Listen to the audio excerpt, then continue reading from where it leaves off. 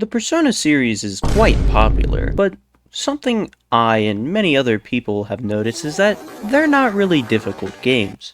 So, what if I made it difficult?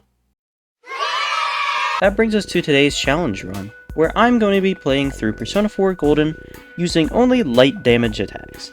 And that doesn't mean the element light, that means like light damage. God, why? Atlas, why do you make things so confusing in your games? The rules are pretty standard. I'm only allowed to do attacks that deal what is considered light damage. So something like cleave or skewer are considered light damage because they say they do light damage. I know. Crazy. This also means I cannot use any medium, heavy, or severe damage. This does not include healing skills though, so I will be able to get Dire Han and Salvation and Meteorahan, all of that stuff. Insta-kills are allowed as long as they are low chance, so Mudo and Hama are fine, but anything beyond that is no-go. Any sort of damaging and insta-kill items are banned, simply because they kind of ruin the entire point of the challenge, so they will not be used at all. No Tetrakarn and Makarakarn, simply because they can trivialize so many fights in the future, and again, it just kind of ruins the whole point of the challenge. No New Game Plus, for obvious reasons, and I'm playing on hard difficulty, because very hard only changes grinding. I didn't want to do any more grinding than I already did. So without further ado, let's get on to the run. Being completely unoriginal, of course I pick Light Yagami as the protagonist's name because I could not think of anything else to name him. Light meets his uncle Dojima, have the most suspicious handshake of all time, and get put into a random weird dream sequence. Watch biking students somehow hit his nuts on a telephone pole while riding a bike, and learn about the Midnight Channel. See that the rumors about the Midnight Channel are true, and for some reason, Light gets the bright idea to stick his whole hand into a TV for some reason. And the next day is the first glimpse into the TV world. We meet the absolute worst characters in this entire game, and is that someone hanging there? After my severe lapse in judgment, Light awakens to his persona, and it's on to the tutorial section. Nothing about this section is really worth talking about, just knock down the enemy and finish them off with a few physical attacks. After that, Yosuke denies his shadow, and now it's on to the first official boss fight of this run. And once again, it's not too different from a normal run. Knock him down with Zio, follow up with a normal physical attack, guard when he does, and heal when you get low. And just like that, the fight is really easy. Yosuke awakens to his shadow, but for the most part, he won't really be used in battle. Day after that, we start Yosuke's confidant, but again, I won't get too far into it, because he won't really be too useful in the late game. And just after that, it's time for the first dungeon of the run. Because I'm stupid and don't really know how to move around with keyboard and mouse, I nearly died to the very first encounter. But after that I can pick myself up, and it's already time for the fight against Shadow Chie. The Shadow Chie fight also isn't really different, and honestly the first two dungeons aren't really different from typical gameplay, but a few mistakes here and there make it more difficult, but that's mostly on my end. I had to waste a few healing items here and there, but even still, it's not too hard of a fight, but it gets way closer than it ever should have been. Chie awakens to her persona, and she will be on the main team for the entire run. And the day after that, start her confidant, which I will try and max as soon as possible. Any good challenge run always starts with you getting destroyed by the first dice enemy you see. Sensei, get up! Gotta love this game. As well as nearly getting one shot by another enemy a little later. Once I get to a high enough level, I fuse Senri, so that the final boss of this dungeon will be pretty trivial. Alongside Senri, I also fuse an Orobus, not for the fire resistance, but for Hysterical Slap, which is one of the better light damaging physical attacks, just based on the amount of power it does, and the fact that it hits twice, and the fact that it can inflict Rage, which will be very good for Golden Hands in the future. And right after that, it's on to the mini-boss, which isn't too much of a problem, except for the fact that it nearly one-shots Light, and gets a lucky crit on Yosuke, but it's pretty easy to heal off, and the fight isn't much of an issue. Afterwards, I fuse Ellie Gore simply because it's just a really good persona. It learns both Agi and Miragi, and eventually learns Fire Boost, as well as just throwing a bunch of buffs and debuffs on him, just so that all of them are on one persona. And with that, it's already time to fight the boss. The boss isn't different from how it would usually be in a run. Buff and debuff, and it's not really much of an issue. Just make sure Chie never takes a weakness hit, and it's already in the next phase. Prince isn't too difficult to get rid of, just make sure to hit him with Zio to knock him down, and just pummel him. Make sure to guard the burning to ashes. And after that, Yukiko kinda just does whatever, every so often going for Fear and Shivering Rondo on Yosuke, and sometimes throwing out an Agi. And after a few cycles of that, I mess up, and she uses Burning to Ashes, which nearly kills everyone in the team, but with one extra turn, I'm able to take her out.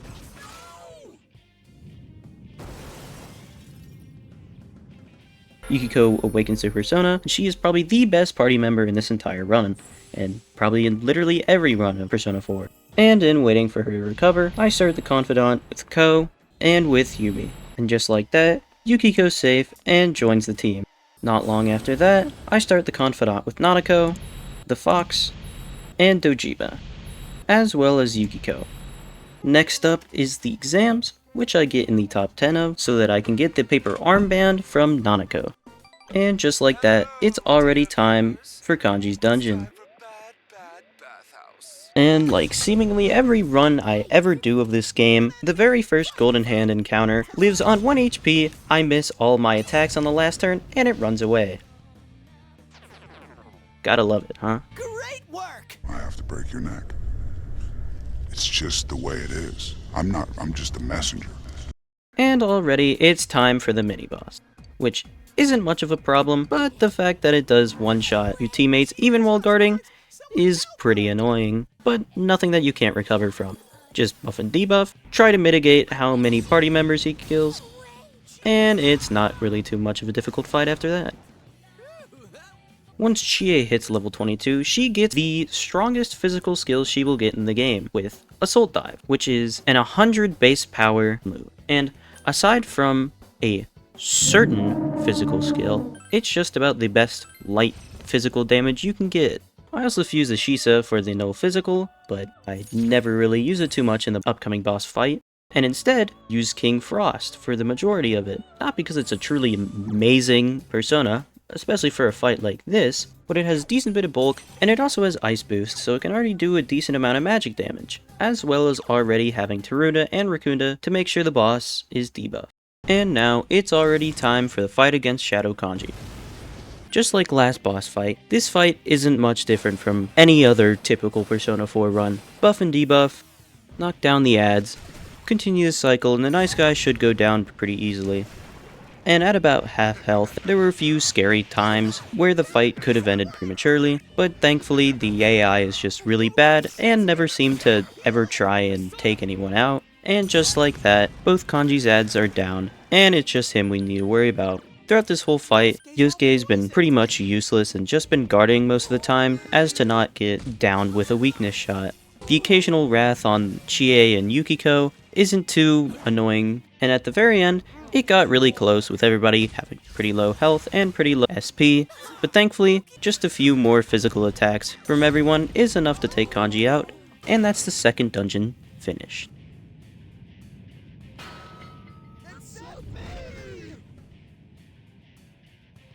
After the battle, Kanji awakens to his persona, and just like that, we have our final party member for the main team. In the downtime, I start the Confidant with Adachi, Margaret, who I completely forget about for the rest of the run, and don't any of you tell me, "Oh, you didn't fight Margaret!" 1, I'm not doing a New Game Plus playthrough just to fight Margaret, and 2, I'm a scared little bitch boy, so shut up. Probably not gonna put that in. Start Marie's Confidant, and just like that, Kanji recovers, and looking at his persona, he will be the last party member that will even be allowed to do damage in this run. So Teddy and Naoto are completely off the board for party members simply because they can't do any damage. Even though Teddy might have been good for AoE buffs, doing damage is pretty good in a run where you do less damage. Who would have thought? And right after that, we start his confidant. We start Naoki's, and already it's time for Rize's dungeon. Before I started her dungeon, I fused an Ares, and he will be the persona I use in the upcoming boss fights. Not only because he has a really good bulk, decent strength, and he's one of the very first personas to learn Power Charge. Once Chie hits level 29, I got rid of Rampage for Gale Slash, simply because it does more consistent damage than Rampage does, but looking back on it, Rampage was probably the better AoE physical attack to keep, but also I didn't really use it very much, so it's not that much of an issue. The mini-boss is kind of just a pushover. Spamming Tarakaja and Power Charge on Light makes him do pretty good damage with Ares, and the fact the boss is weak to fire makes it possible to do even more damage to it, and the fact that multiple times its own attack got countered back into it, so it was really not much of a fight at all. If you've played Persona 4 before, you know that you can't beat Shadow Rize, so we only have to get her down to about half health, in which she can enter her scripted phase, where she'll use Supreme Insight, and we can't do any damage to her. And you get a full party heal afterwards, so there's not really much to talk about there. Rize awakens to her persona, and now it's time for the fight against Shadow Teddy. Once again, the simple boss fight setup of buffing and debuffing, and charging up and doing a lot of damage with light, and the fight isn't really difficult, just make sure everybody's HP is topped off on, and heal away the silence. Even though at this point I've had options to upgrade to medium damaging skills, I'm still doing a decent amount of damage. Second phase is when he starts going for Nullity Guidance, and charging up in Ultra Hand. One of his first Nullity Guidances nearly one-shots Chie, but thankfully she's already got Endure from her Confidant. The fight isn't too hard at this point, and once he gets pretty low, he just starts spamming Dekajas, and the fight's pretty much over, and it's another boss fight over with.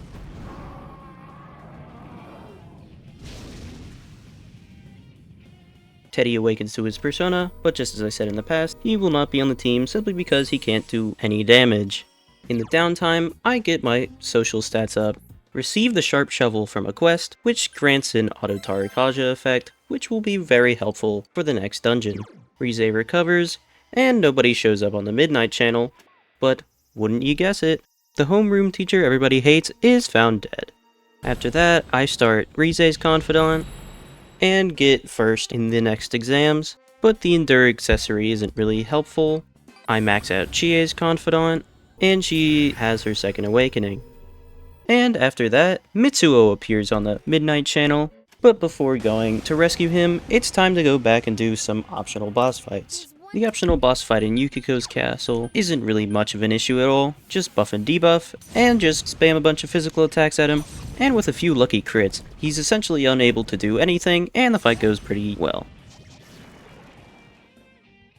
I did this not only for completion's sake, but also for the Suzaku Feather, which is by far Yukiko's best weapon, simply for the SP gain that it gives her. The optional boss fight in Kanji's dungeon is about the same, except for the fact that it really hated Yukiko, and just kept spamming ice attacks at her, essentially making her completely unusable for the entire fight, which means less healing, which means more turns wasted, slightly scary fight, but still not difficult.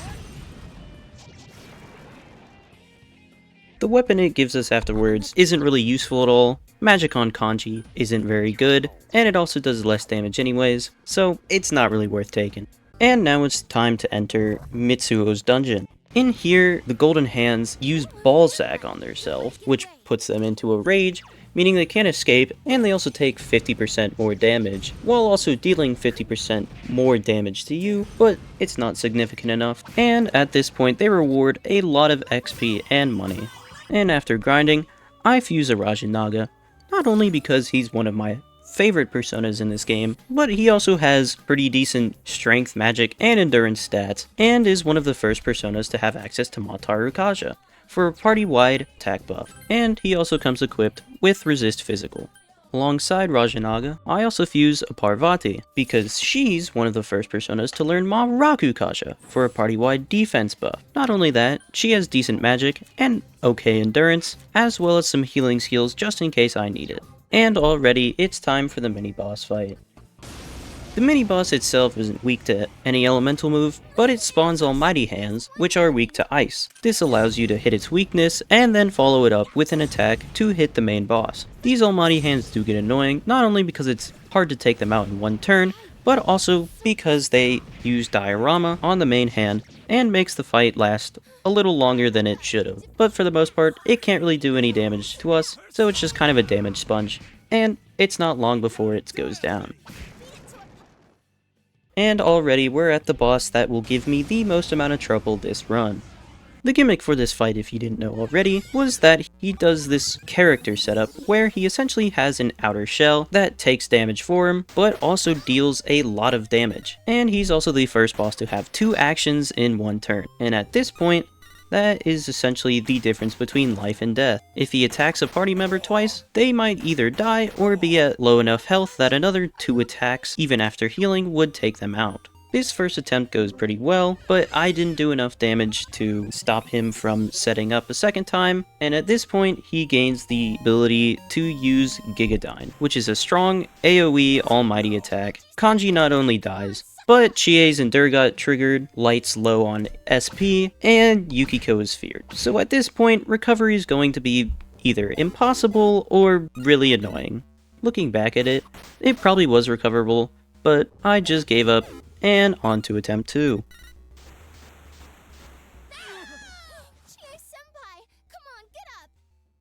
But before that, I go back and face the optional boss in Rise's dungeon. The whole gimmick of this fight is that the mini-boss boosts his crit rate and tries to go for a crit with Rampage. Thankfully, it never hit a critical hit this fight, so it's not really much to talk about. And also the weapon you get for it is for Teddy, who I won't be using anyways, so again, not much to talk about.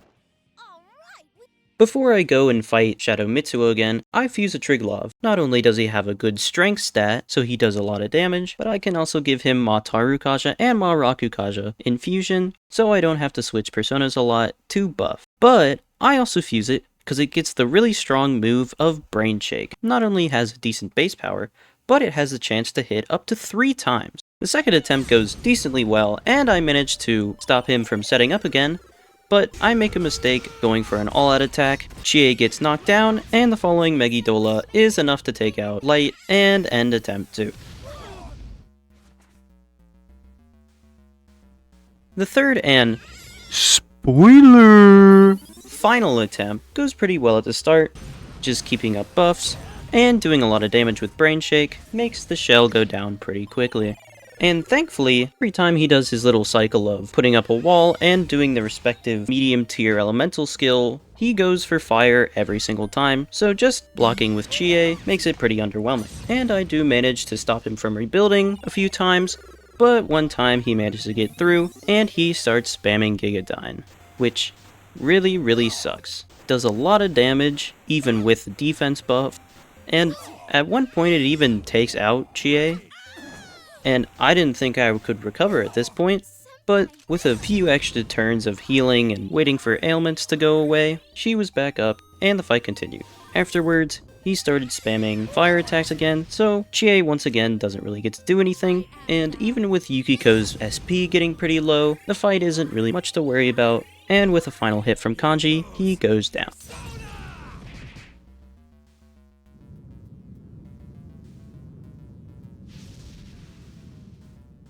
In the downtime, I max out Nanako, Mitsuo doesn't show up on the Midnight Channel again, and I tell Kanji to let him dangle because it's the manly thing to do. Nah, that's pushing it. Boy, I be in some serious shit. I max out Dojima's Confidant, Marie's Confidant, and Yukiko's Confidant, giving her her second awakening.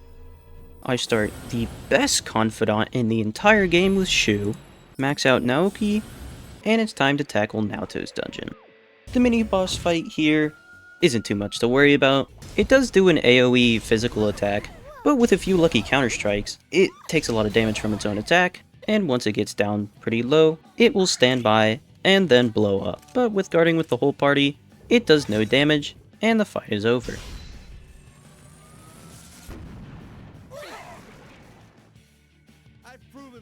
Afterwards, I find an Amaterasu fob to significantly boost Chie's HP, and a little bit after that, she levels up and gets access to Power Charge, which will significantly boost her DPS. And here is also where I have to show you how OP she is. Not only simply because her follow-up attack insta-kills an enemy, but also the fact that it does over 32,000 damage. I've used Agiri Makala for obvious reasons, not only for his repel physical, but also he has some decent strength, so he can put out pretty decent physical damage. And after that, I go and fight the optional boss at Mitsuo's dungeon. This boss is essentially the same thing as Naoto's mini-boss, except it does a little more physical damage, doesn't blow itself up if it's at low health, and really loves spamming insta-kill moves, which not only takes a homunculus, but also manages to kill Kanji at one point, but after that, a counter-strike and a repel from Giri Makala manages to take it out. The weapon for Light is actually pretty good, not only doing a lot more damage than the shovel, but also having a low chance to inflict ailments. The shovel would still technically be better with an Auto Tarukaja buff, but with me already spamming Ma Tarukaja, there isn't really much of a point in keeping it. And after that, it's already time to fight Shadow Naoto. Before the fight, I fuse a Tom Lin, not only for its great elemental affinities, but for the Auto Marukukaja to start the battle with a party-wide defense buff, as well as a Kinky, not only for its amazing strength stat, but also its endurance stat, and for a little bit of debuffing. Just like for any boss, buff and debuff, charge up, and just deal a lot of damage. Typically, Naoto's game plan is to hit weaknesses and either Heat Riser or negate your buffs or debuffs. This, however, nearly never happened in the beginning parts of the battle, as she just kept missing over and over again, not only from the evade skills from the party's confidant, but also because of our buffs and debuffs. With this, she did basically nothing the entire battle, and even when she did hit a few weaknesses, and either Heat Risered or Dekajed and Nekundad, it didn't really take much time to recover, and although the battle takes 15 minutes, it was pretty easy sailing.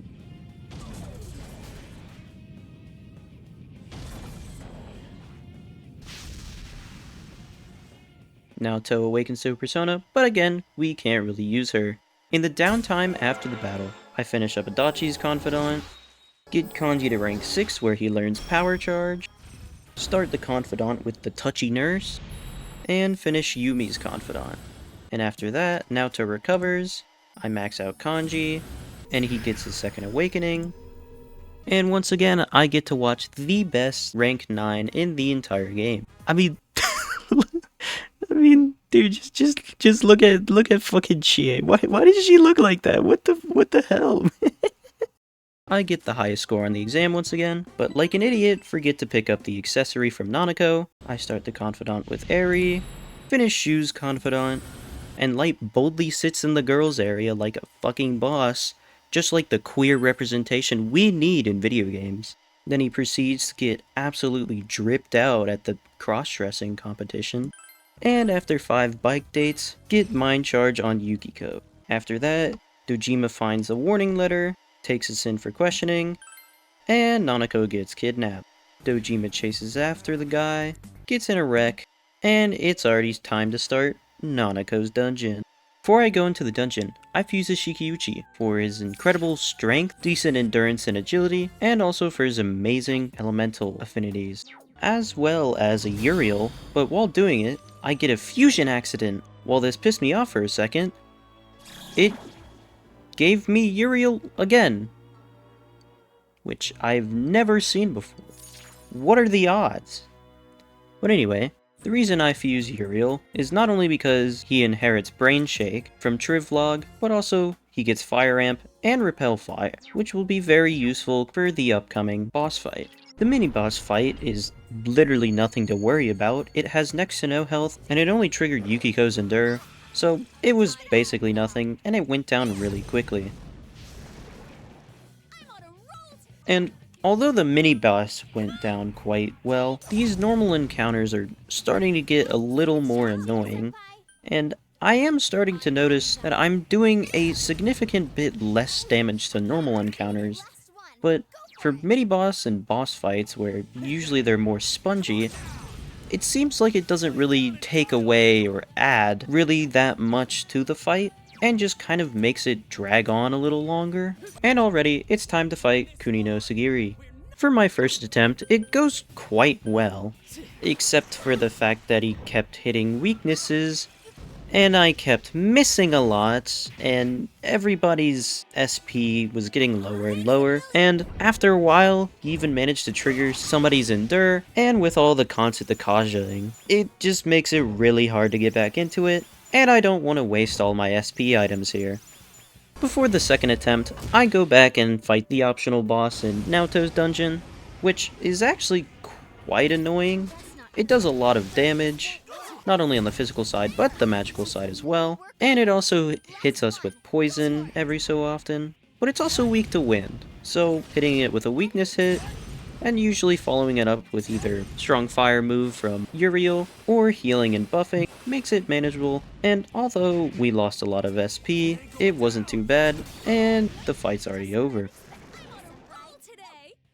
After the fight, I've used a Mother Harlot, mainly for her elemental resistances, but also to throw out a Rakunda or an Elec Amp Zio from time to time, as well as a Haridi for extra healing, good elemental resistances, and wind damage if we needed it. And now it's on to the second attempt at Kuni no Sagiri.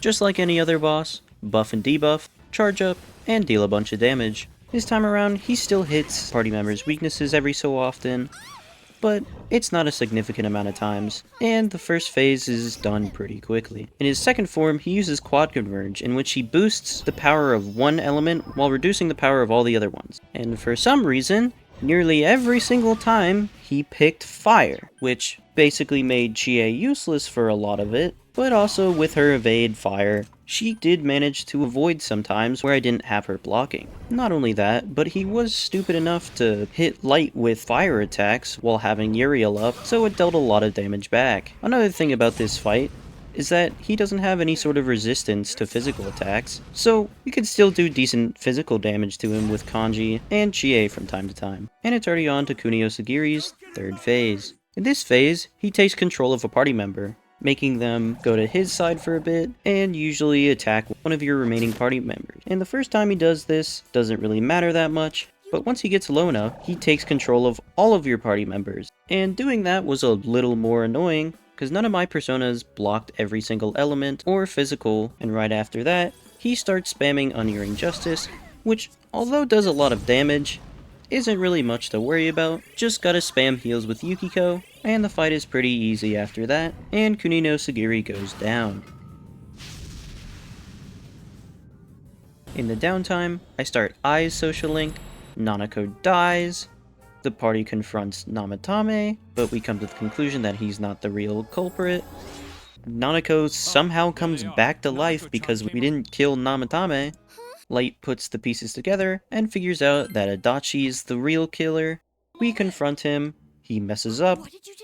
Light confronts him again, just to make sure he's truly as evil as he seems, and it's time to start his dungeon. Before that though, I max out Rize, and get her second awakening, start the Confidant with the old lady that I always forget to do in these runs, and finish the Confidant with Sayaka.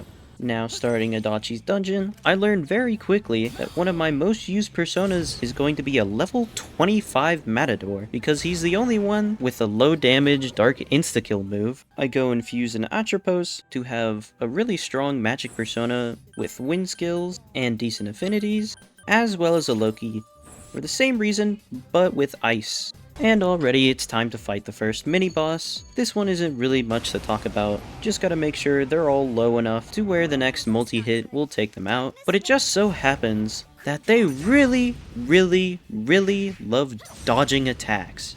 Cause I missed so many times in this fight, making it take so much longer than it ever needed to. But thankfully, they never really did any significant damage, and they go down eventually.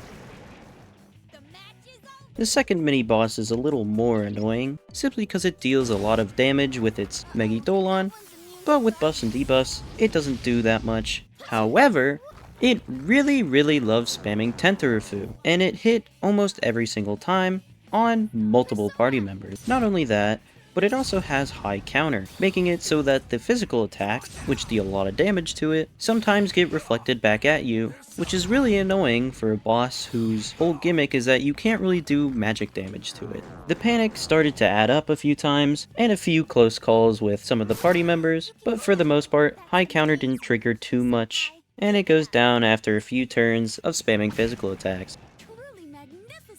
After the fight, I fuse the star person. I'm just gonna start calling him star person. I fuse a star person for a similar reason to Atropos, but for electric damage. And I go back into Nanako's dungeon to fight the optional boss there.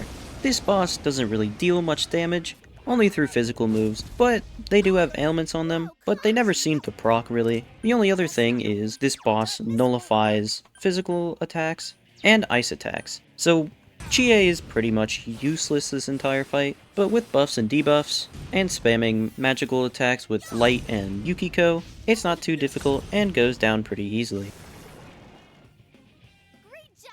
The accessory we get from this fight is the Chakra Ring, which I give to Yukiko to have all of her magic skills, which actually includes healing skills too. Before I go on to the upcoming boss fight, I fuse a Trumpeter because it's the only persona to know Debilitate, and with that, it's already time to fight Adachi. But he's just a pushover and does nearly no damage to my party at all, and he goes down very quickly.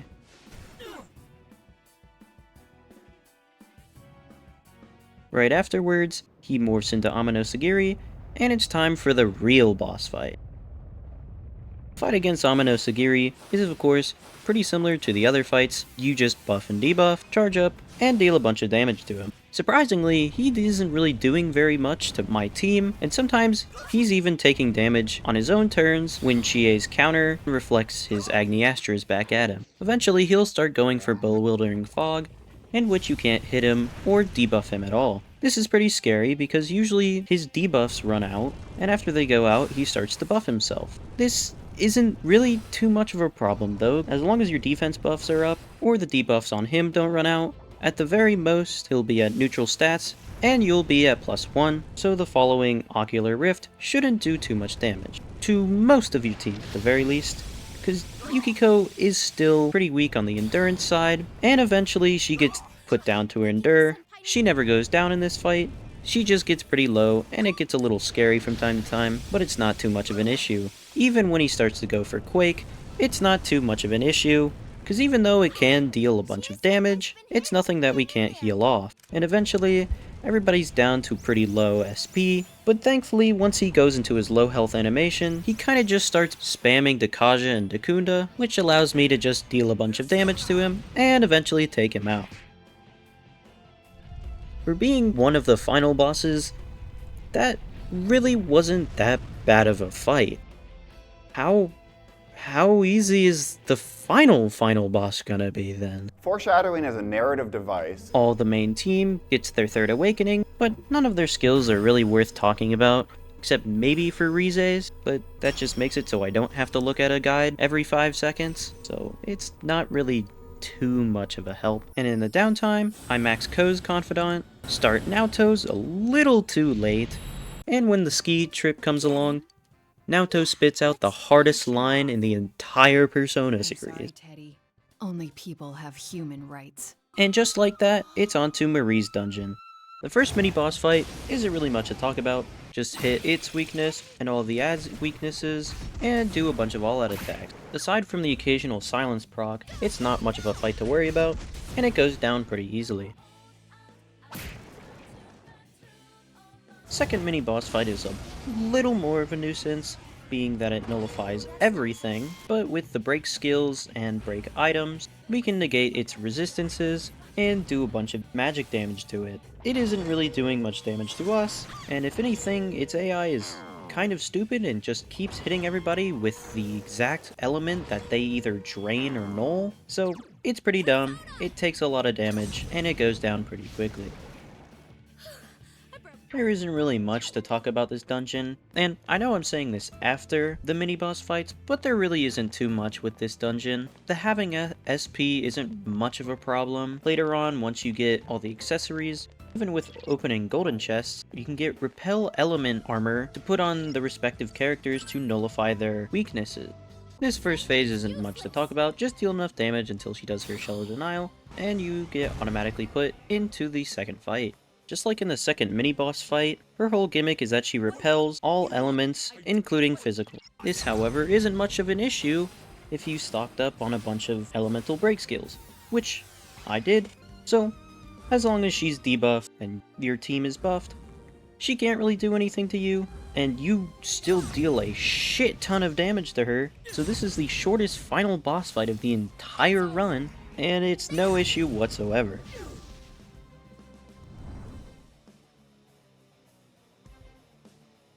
And before Light has to return home, he gets a letter from Tomodachi saying that it's not over. Light meets up with the gas station employee, who's actually Izanami, and we're already in the final dungeon.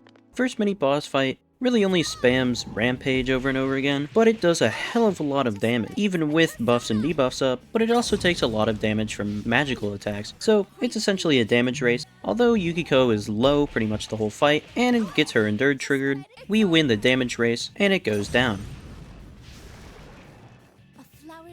After the fight, I fuse a Beelzebub, not only for Muto boost, to increase the chance that dark skills will insta-kill, but also for his really good elemental affinities, and his really high magic stat. This, however, pales in comparison to something I have yet to mention to you guys yet, which, after getting an Emperor card during shuffle time, managed to level up my Yoshitsune with Hasotobi. By far the strongest light physical damaging move in the entire game. And I don't even feel like showing you the rest of this because you all know how this is gonna end. Look how hard I'm just destroying everything. The second mini-boss was just a joke because I just spammed Hasotobi the whole time. And even the final boss fight, just spam Hasotobi, Hasotobi, Hasotobi. It's just too good. Like, what is even the point of this challenge if you could just get something like— Wait a second. That did, like, no damage. What? Oh. Okay. Look. Once I got, like, a decent bit through the game, about halfway through, somewhere around Naoto's dungeon, I started to realize that this wasn't really a challenge at all. I mean, be it the first 3 dungeons were essentially the exact same, and once I got to the part where it actually mattered, it didn't really feel like it did. So why is it that light damaging attacks are not that much worse than any other kind? Well, for that, we're gonna have to do something really scary and spooky. Oh no!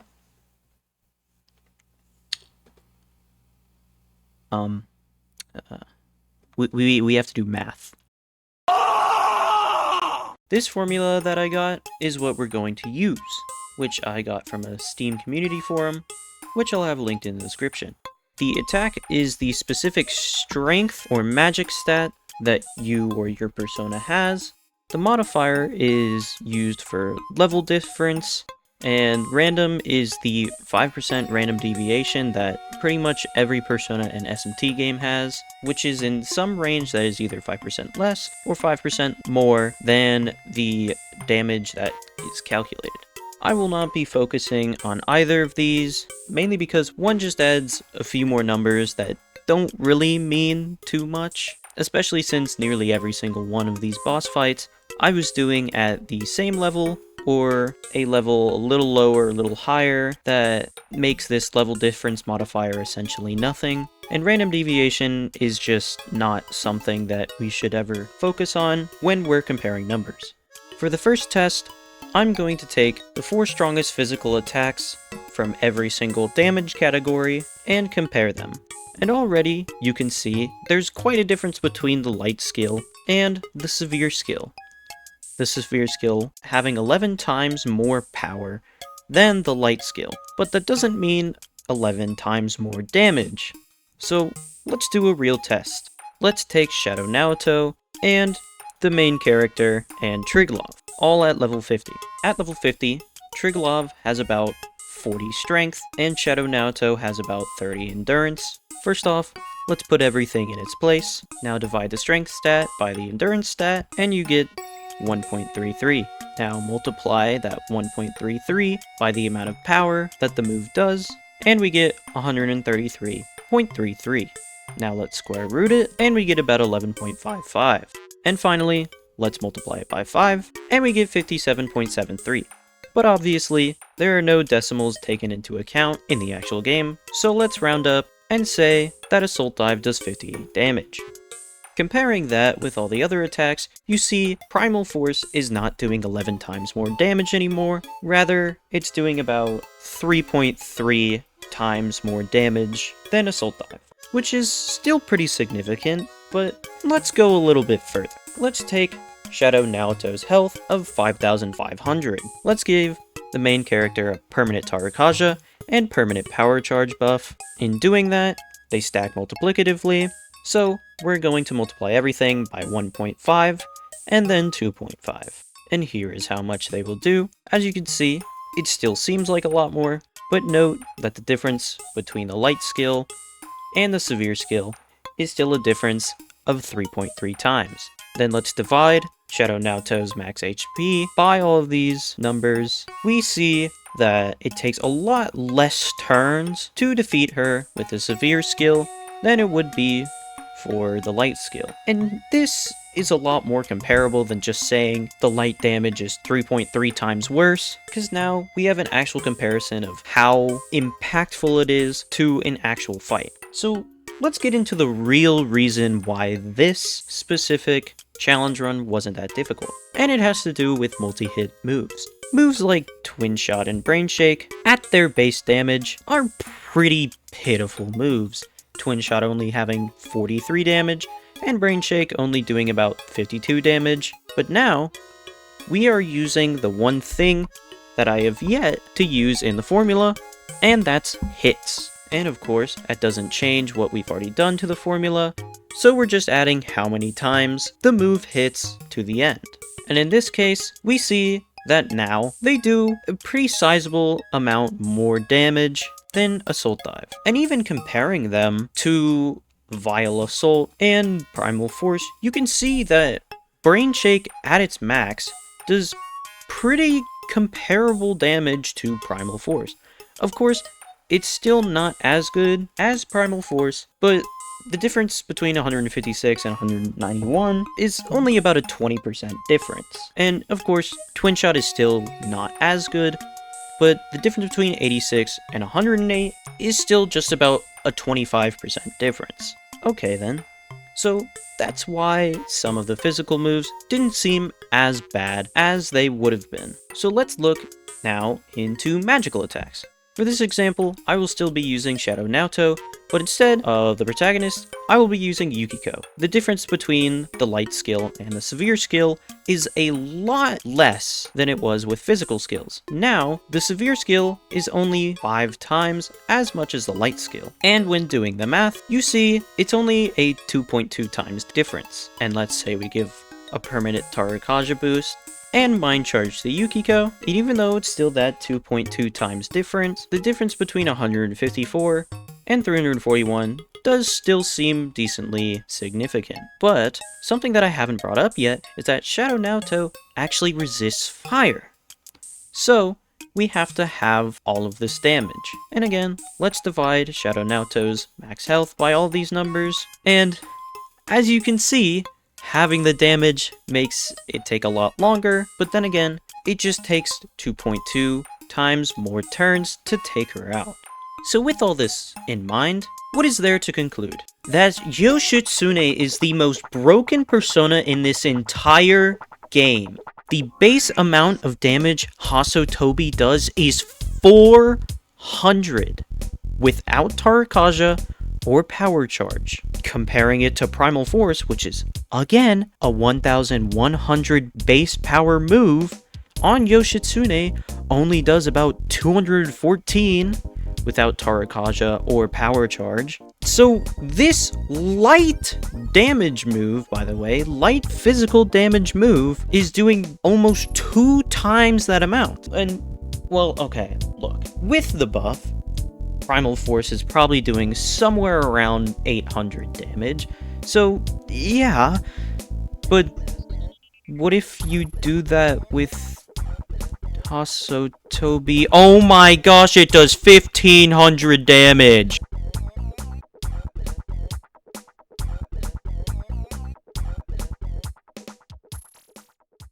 Hey people, what's up? Thank you so very much for getting to the end of this video. This took way too long to do. I think altogether this whole process took about 2.5 months. I mean, I wasn't expecting it to take that long, but obviously looking back at it now, this was this run was about 51 hours, like 51.5 hours long, with about 45 hours of footage. God damn, it took up like half of my storage because I'm working on a laptop here, and that made it to where I kind of was forced to work on it, but I just couldn't sometimes because, again, I'm working on a laptop. Editing softwares don't really like laptops, and I've really only been able to do like 1.5 to 2 or 3 hours of editing a day, and cutting down like 42 hours of footage, 42, 45, I don't know. I think it's about 42 hours of footage. It takes a while. I think just cutting down footage took about 1.5 months. Doing the voiceover took like 2 weeks, and then putting them all together also took another 2 weeks. So it's been a long time, but you know, I hope it was worth it. But yeah, I don't think I'm gonna be doing very many challenge run videos for a while, but if you guys like these videos enough, let me know. You know, like the video, subscribe, hype the video too. I don't really know how that works. I think it's only a mobile thing. If you want to see more of these, I would be glad to do them. Just, I may not do any of these in the Persona games, but whatever. I'm rambling. I don't want to waste any more of your guys' time. So yeah, thank you for watching. Like and subscribe, all that stuff, and I hope to see you guys in another video.